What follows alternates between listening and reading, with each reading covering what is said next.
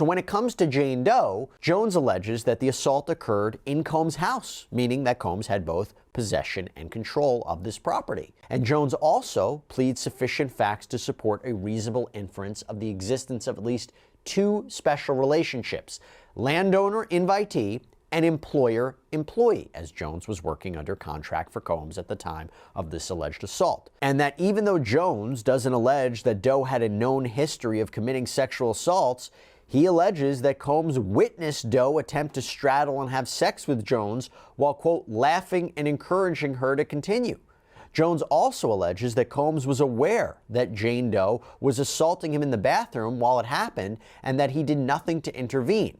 Quote, together, this is sufficient to permit the reasonable inference that Combs knew or should have known about her propensity to commit sexual assaults and that he violated his duty to prevent her assault on Jones. Regarding Cuba Gooding Jr., the court writes, regarding Gooding, the situation is similar.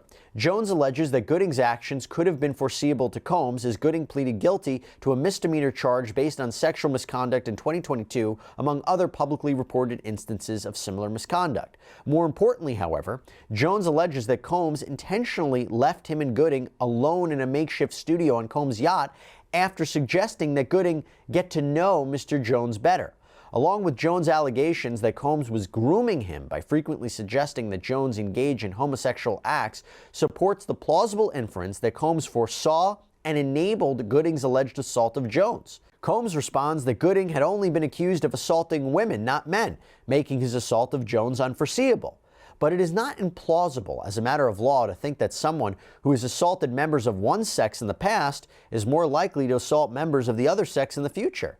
And there was also a separate legal question about whether Combs owned the yacht, if he merely chartered it, but the court resolved that question in Jones' favor. So in summary, the court wrote, the court therefore declines to dismiss Jones' premises liability claims. Wow.